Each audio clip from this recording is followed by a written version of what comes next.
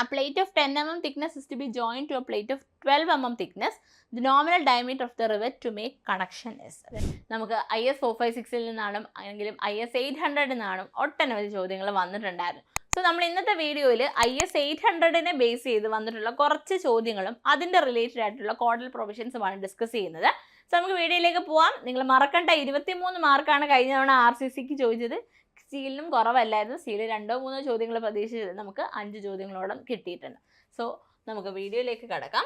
So first ചോദ്യം, common assumption that all rivets share equally A non eccentric Lord is valid at A load. അതായത് rivet കണക്ഷൻസിലേക്ക് നമ്മൾ വരുമ്പോൾ ആദ്യം കുറച്ച് assumptions പറയും. അതിൽ ഒരു അസംഷൻ എന്ന് പറഞ്ഞു കഴിഞ്ഞാൽ ഇതിനകത്ത് വരുന്ന എല്ലാ ലോഡുകളും ടോട്ടൽ ലോഡ് എല്ലാ റിവറ്റുകളും ഈക്വൽ ആയിട്ടാണ് ഷെയർ ചെയ്യുന്നത്. And it is valid up to option below the working load, equal to working load, above the working load, equal to failure load. നമുക്കിത് അസംഷൻസ് ഒന്ന് നോക്കിയാലോ. All rivets are assumed to resist the same shear stress equally. Actually, the outer rivets are subjected to larger shear as compared to the inner rivet. നിങ്ങൾക്ക് അറിയാമായിരിക്കുമല്ലോ, rivet നമ്മൾ പുറത്ത് വെക്കുമ്പോൾ outer റിവറ്റിനായിരിക്കും കൂടുതൽ shear വരിക rather than inner rivet. പക്ഷേ എന്നിരുന്നാലും നമ്മൾ എന്താണ് ഇത് ഈക്വലി എടുക്കുന്നു എന്നുള്ള അസംഷൻ നമുക്ക് അതുകൊണ്ട് അപ്രോക്സിമേറ്റ്ലി എവിടെ പറയാൻ പറ്റുള്ളൂ, subjected to static load approaching the ultimate strength അല്ലെങ്കിൽ ഫെയിലിയർ ലോഡ് വരെ മാത്രമേ നമുക്ക് പറയാൻ പറ്റൂ. So equal to failure load എന്നുള്ളതാണ് നമ്മുടെ ചോദ്യത്തിൻ്റെ ഉത്തരം. ഫെയിലിയർ ലോഡ് വരെയുള്ള പോയിന്റിൽ മാത്രമേ നമുക്ക് എല്ലാ റിവറ്റുകളും ഈക്വൽ ലോഡ് ക്യാരി ചെയ്യുമെന്ന് മനസ്സിലാക്കാൻ സാധിക്കുള്ളൂ. ഓക്കെ, അടുത്ത ചോദ്യം, when the bolts are subjected to reversal of stresses, the most suitable type of bolt. അതായത് ബോൾട്ടിനകത്ത് സ്ട്രെസ് റിവേഴ്സൽ നടക്കുന്ന സമയത്ത് ഏത് തരത്തിലെ ബോൾട്ടാണ് യൂസ്ഫുൾ ആയിട്ട് വരിക? Black bolt, ordinary unfinished bolt, turned and fitted bolt, high strength bolt. ഇതും നിങ്ങൾക്ക് അറിയാവുന്നതായിരിക്കും. പലതരത്തിലെ ബോൾട്ടുകളുണ്ട്. ടേൺഡ് ഓർ ഫിനിഷ്ഡ് ബോൾട്ട് ഉണ്ട്, black or unfinished bolt ഉണ്ട്, high strength friction grip bolt ഉണ്ട്. അപ്പോൾ നോക്കിക്കോ, നമുക്ക് അതായത് ടേൺഡ് ഓർ ഫിനിഷ്ഡ് ബോൾട്ട് എന്ന് പറഞ്ഞാൽ വളരെ ചെറിയ ടോളറൻസേ ഉള്ളൂ. നമുക്ക് 0.5 to 0.15 mm വരെ ഉള്ളൂ. ദെൻ നോ സ്ലിപ്പ് കണ്ടീഷനിലാണ് ഇത് ഉപയോഗിക്കേണ്ടത്. ഡൈനാമിക് ലോഡിങ്ങിൻ്റെ കേസിലാണ്. ജസ്റ്റ് ഒന്ന് അറിഞ്ഞിരുന്നാൽ മതി. ബ്ലാക്ക് ഓർ അൺഫിനിഷ്ഡ് ബോൾട്ട് എന്ന് പറഞ്ഞാൽ ടെമ്പററി ഫാസ്റ്റനറായിട്ട് മാത്രമേ നമുക്ക് ഉപയോഗിക്കാൻ സാധിക്കുള്ളൂ. ഹൈ സ്ട്രെങ്ത് ഫ്രിക്ഷൻ ഗ്രിപ്പ് എന്ന് പറഞ്ഞു കഴിഞ്ഞാൽ നമുക്ക് ഫ്രിക്ഷൻ ത്രൂ അത്യാവശ്യം നല്ല ലോഡ് എടുക്കാനായിട്ട് സാധിക്കും. അപ്പോൾ ഇവിടെ ആൻസർ എന്തായിരിക്കും വരിക? ഹൈ സ്ട്രെങ്ത് ബോൾട്ട് ആയിരിക്കും. റിവേഴ്സൽ ഓഫ് സ്ട്രെസ് അല്ലെ ഹൈ സ്ട്രെസ് ഒക്കെ വരുന്ന സമയത്ത് നമുക്ക് ആ ബോൾട്ടാണ് യൂസ് ചെയ്യാൻ പറ്റുക. നെക്സ്റ്റ് ചോദ്യം, maximum size of a fillet weld for a plate of square edges. Square എഡ്ജുള്ള ഒരു പ്ലേറ്റിൻ്റെ maximum size of fillet weld എത്രയാണെന്നുള്ളതാണ് ചോദ്യം. Option A 1.5 mm less than the thickness of the plate, 1/2 of the thickness of the plate, thickness of the plate itself 1.5 mm more than the thickness of the plate. Fillet വെൽഡിനെ base ചെയ്ത് നമുക്ക് PWDക്കും ചോദ്യം ചോദിച്ചിട്ടുണ്ടായിരുന്നു. സിമ്പിളായിട്ടുള്ള caudal പ്രൊവിഷനാണിത്. നമുക്ക് നോക്കാം. അതായത് IS 800 2007 പറയുന്നതെന്ന് വെച്ചാൽ ഫില്ലറ്റ് വെൽഡിന് 2 തരത്തിൽ എഡ്ജ് നമുക്ക് കൊടുക്കാം. ഒന്നുകിൽ ഇതുപോലെ സ്ക്വയർ എഡ്ജ് കൊടുക്കാം, അതല്ലെങ്കിൽ ഇതുപോലെ റൗണ്ട് എഡ്ജ് കൊടുക്കാം. അങ്ങനെയാണെങ്കിൽ if a fillet weld is applied to a square edge, ഒരു സ്ക്വയർ എഡ്ജിലാണ് ഇതുപോലെ കൊടുക്കുന്നതെങ്കിൽ specified size of the weld should be at least 1.5 mm less than the edge thickness. Edge തിക്നെസ്സിനേക്കാളും 1.5 mm കുറവായിരിക്കണം എന്നാണ് പറഞ്ഞത്. ഇവിടെ നമുക്ക് എന്തായിരുന്നു നമ്മുടെ ചോദ്യം? ഫോർ എ പ്ലേറ്റ് സ്ക്വയർ എഡ്ജിൽ എന്താണ്? അപ്പം നമുക്ക് 1.5 mm തിക്നെസ് കുറവായിരിക്കണം, less than the thickness of the plate ആണ്. സോ അതാണ് കറക്റ്റ് വരിക. ഇനി റൗണ്ട് എഡ്ജ് ആണെങ്കിൽ the specified size of the weld should not be more than 3/4 of the thickness of the section at the top. അപ്പോൾ 3/4 ടീനേക്കാളും കുറയാൻ പാടില്ല. അല്ലെങ്കിൽ 75% എന്നും പറഞ്ഞ് ചോദ്യം ചോദിക്കാറുണ്ട്. 3/4നെ പെർസെൻറ്റേജ് ആയിട്ട് കൺവേർട്ട് ചെയ്ത് നമുക്കതിവിടെ എന്തായാലും ഓപ്ഷനിലില്ല. അപ്പോൾ ഓപ്ഷൻ 1.5 ലെസ് ആണ് എന്ന് ഓർക്കുക. നമുക്ക് കഴിഞ്ഞ പരീക്ഷയ്ക്ക് എനിക്ക് തോന്നുന്നു effective effective length of the വെൽഡാണ് ചോദിച്ചത്. ദാറ്റ് ഇസ് നമുക്ക് total length minus 2 times weld size എന്ന് പറഞ്ഞൊരു ഇക്വേഷൻ ഉണ്ട്. പല ലൈവിൽ നമ്മൾ ഡിസ്കസ് ചെയ്തതാണ്, അത് ബേസ് ചെയ്തിട്ട്. അപ്പോൾ വെൽഡിൽ നിന്ന് ഇനിയും ചോദ്യങ്ങൾ വരാം. ഓക്കെ, അടുത്ത ചോദ്യം, a plate of 10 mm thickness is to be joined to a plate of 12 mm thickness.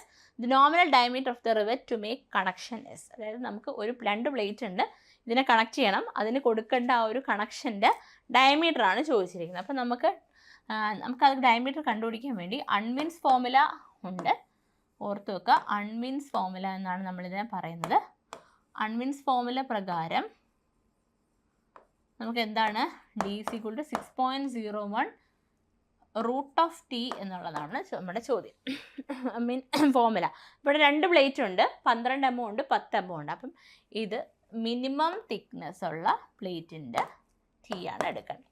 Okay, അപ്പോൾ നമുക്ക് 6.01 into root of 10. Root of 10 എന്ന് പറയുമ്പോൾ 3 പോയിൻറ്റ് സംതിങ് വരും. 6.01 എടുക്കുമ്പം അപ്രോക്സിമേറ്റ്ലി നമുക്ക് ആൻസർ വരിക ഓപ്ഷന് 18 mm ആണ്. സോ അൺമീൻസ് ഫോർമുല ഒന്ന് പഠിച്ചു വെക്കുക. അത് ചിലപ്പോൾ ഡയറക്റ്റ്ലിയോ അല്ലെങ്കിൽ പ്രോബ്ലമായിട്ടോ ഇതുപോലെ ചോദിക്കും. നെക്സ്റ്റ് ചോദ്യം, what is the allowable direct tensile stress in structural steel approximately? അതായത് ഡിറക്റ്റ് ടെൻസൈൽ സ്ട്രെസ്സിനുള്ള അപ്രോക്സിമേറ്റ് സ്ട്രെസ് എത്രയാണ്, അലവബിൾ ഡിറക്റ്റ് ടെൻസൈൽ സ്ട്രെസ് എത്രയാണെന്നാണ് ചോദിച്ചിരിക്കുന്നത്. 0.45 FY, 0.6 FY, 0.66 FY, 0.80 FY. Okay, അപ്പോൾ നമുക്ക് ഒരു ടേബിൾ ഉണ്ട്. ഇതൊരു എളുപ്പ വഴിയിൽ പറഞ്ഞുതരാം. ഓക്കെ, അതായത് ഇത് നമ്മുടെ പെർമിസിബിൾ സ്ട്രെസ്സും രണ്ടാമത്തത് ഫാക്ടർ ഓഫ് സേഫ്റ്റിയാണ്. ആദ്യത്തത് ആക്സിയൽ ടെൻസൈൽ സ്ട്രെസ്സാണ്. ഓക്കെ, ശ്രദ്ധിക്കുക, ആക്സിയൽ ടെൻസൈൽ സ്ട്രെസ്. രണ്ടാമത്തത് ആക്സിയൽ കംപ്രസീവ് സ്ട്രെസ്സാണ്. ഓക്കെ, അപ്പം ഞാൻ എഴുതുവാണ് സിഗ്മ ആക്സിയലിൻ്റെ A, tensile stress T. So sigma A T. And രണ്ടാമത്തെ എന്താണ്, ആക്സിയൽ കംപ്രസീവ് സ്ട്രെസ്സാണ്. So sigma A C. A എന്ന് പറഞ്ഞ ആക്സിയൽ, സി കംപ്രഷൻ, എ എന്ന് പറഞ്ഞ ആക്സിയൽ, ടി ടെൻഷൻ. ഓക്കെ, അപ്പോൾ 2 സ്ട്രെസ്സസ് ആയി എ. ഇനി അടുത്തത് ബെൻഡിങ് സ്ട്രെസ്സാണ്. ബെൻഡിങ് ടെൻസൈൽ സ്ട്രെസ്സും ഉണ്ട്, മാക്സിമം ബെൻഡിങ് കംപ്രസീവ് സ്ട്രെസ് ഉണ്ട്. അപ്പോൾ സോ സിഗ്മ ബെൻഡിങ്ങിൻ്റെ ബി, കംപ്രസീവിൻ്റെ സി, സിഗ്മ ബെൻഡിങ്ങിൻ്റെ ബി, ടെൻഷൻ്റെ ടി. അപ്പോൾ 2 പേരെ നമ്മൾ പറയും. ഇനി നോക്കിക്കേ, ആദ്യത്തെ ലെറ്റേഴ്സ് നോക്കുക. എ ആണ് ഇവിടെ, ഇപ്പറയോ ബി. എ എന്ന് പറയുന്ന ലെറ്റർ കഴിഞ്ഞിട്ടാണ് നമുക്ക് നമ്മുടെ ആൽഫബറ്റ്സ് പഠിക്കും. എ ബി എന്നല്ലേ നമ്മൾ പഠിക്കുന്നത്. എ കഴിഞ്ഞാണ് ബി വരുന്നത്. ഇനി ഇവിടുത്തെ വാല്യൂസ് നോക്കിയാൽ 0.6 FYയും 0.66 FYയും. അതായത് ഒരു കാര്യം ഓർക്കുക, ആക്സിയലിൽ ടെൻഷൻ ആണെങ്കിലും കംപ്രഷൻ ആണെങ്കിലും ഒന്നായിരിക്കും പെർമിസിബിൾ സ്ട്രെസ്. ബെൻഡിങ് ആണെങ്കിലും ടെൻഷൻ ആണെങ്കിലും കംപ്രഷൻ ആണെങ്കിലും ഒരു വാല്യൂ ആയിരിക്കും. പക്ഷേ നോക്കിക്കേ, സിഗ്മ എ എന്ന് കഴിഞ്ഞിട്ടാണ് ബെൻഡിങ് ബി വരിക. അപ്പം ആ 2 നമ്പർ ഒന്ന് ശ്രദ്ധിച്ച്, 0.60യും 0.66 0.60 കഴിഞ്ഞിട്ടല്ലേ 0.66 വരിക. അതുകൊണ്ട് തന്നെ ആദ്യം വരുന്ന ലെറ്ററായ സിഗ്മ എയുടെ കൂടെ ആദ്യമുള്ള നമ്പറായ 0.60 നമ്മൾ എഴുതുന്നു. അത്രയേ ഉള്ളൂ, 0.60 FY. അപ്പോൾ കംപ്രഷൻ ആണെങ്കിലും ടെൻഷൻ ആണെങ്കിലും ആക്സിൽ വന്നു കഴിഞ്ഞാൽ ആദ്യ നമ്പർ 0.60 എഴുതും. അടുത്ത ഏതാണ്, ബെൻഡിങ് ആണ്. ബെൻഡിങ് വരുമ്പോൾ അടുത്ത നമ്പറിലേക്ക് പോവുക, ഏതാണ് 0.66 FY. അത് ടെൻഷൻ ആണെങ്കിലും കംപ്രഷൻ ആണെങ്കിലും അങ്ങനെ തന്നെയാണ്. അപ്പോൾ ഇനി നമുക്ക് അടുത്ത എന്താണ്, ഫാക്ടർ ഓഫ് സേഫ്റ്റി ആണ്. ഈ ഫാക്ടർ ഓഫ് സേഫ്റ്റി 1.67 വരുന്നത് എങ്ങനെയാണെന്ന് വെച്ച് കഴിഞ്ഞാൽ 1/0.66 ചെയ്താൽ മതി. 1.67 വരും. നിങ്ങൾ കാൽക്കുലേറ്റർ അടിച്ച് നോക്കൂ. 0.60 1/0.66 ചെയ്ത് കഴിഞ്ഞാൽ ഈ വാല്യൂ കിട്ടും. അത് പഠിക്കണമെന്നില്ല, പഠിച്ചു വെച്ചാൽ നല്ലതാണ്. കാൽക്കുലേറ്റർ ഇല്ലാത്തതുകൊണ്ട് നമുക്ക് പഠിച്ചു വെക്കുന്നത് നല്ല. ഓക്കെ, അപ്പം ഈ 4 ആളെ നമ്മൾ പഠിച്ചു. Axial compression, axial tension, bending tension, maximum bending compressive stress. ഇനി അടുത്തത് ആവറേജ് ഷിയർ സ്ട്രെസ് ആണ്. ആവറേജ് ഷിയർ സ്ട്രെസ് 0.4 ആണ്. മാക്സിമം ഷിയർ സ്ട്രെസ് 0.45 ആണ്. ആവറേജ് അത് കഴിഞ്ഞിട്ടാണ് മാക്സിമം. അപ്പം 0.40 കഴിഞ്ഞിട്ടാണ് 0.45 വരിക. ദെൻ ബെയറിംഗ് സ്ട്രെസ് 0.75 ആണ്.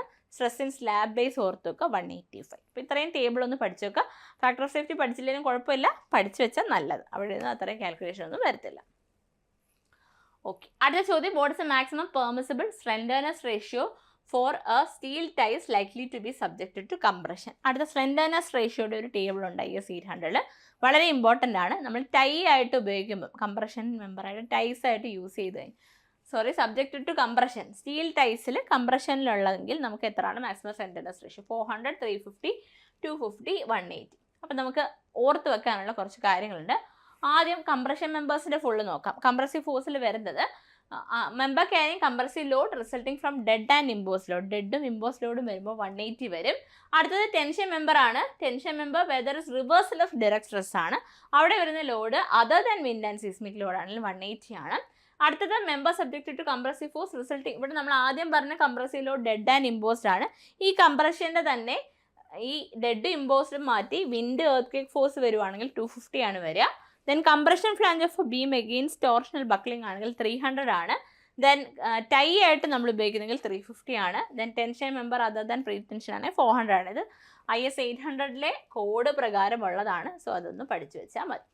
ഓക്കെ, അപ്പം നമുക്ക് ഇത്രയേ ഉള്ളൂ നമ്മുടെ ക്വസ്റ്റ്യൻസ് എന്ന് പറയുന്നത്. സോ ബൂസ്റ്റർ സീരീസ് നിങ്ങൾ കണ്ടിന്യൂ ചെയ്ത് പഠിച്ചുകൊണ്ടിരിക്കുക. കുറേ ക്വസ്റ്റ്യൻസും അത് റിലേറ്റഡ് ആയിട്ടുള്ള നമ്മൾ കോഡ് പ്രൊവിഷൻസുമാണ് പറഞ്ഞു പോകുന്നത്. ഇതുപോലെ തന്നെ നമുക്ക് സ്റ്റീലും RCC മാത്രമല്ല കോഡുള്ളത്, ബിൽഡിംഗ് മെറ്റീരിയൽസിലുണ്ട്, വാട്ടർ സപ്ലൈ എഞ്ചിനീയറിംഗിലുണ്ട്, ഈവൻ നമുക്ക് ട്രാൻസ്പോർട്ടേഷനിൽ IRC വരുന്നുണ്ട്. ഇതിൻ്റെ എല്ലാം ക്വസ്റ്റ്യൻസ് നമ്മൾ ഈ ഒരു സീരീസിൽ കവർ ചെയ്യുന്നതാണ്.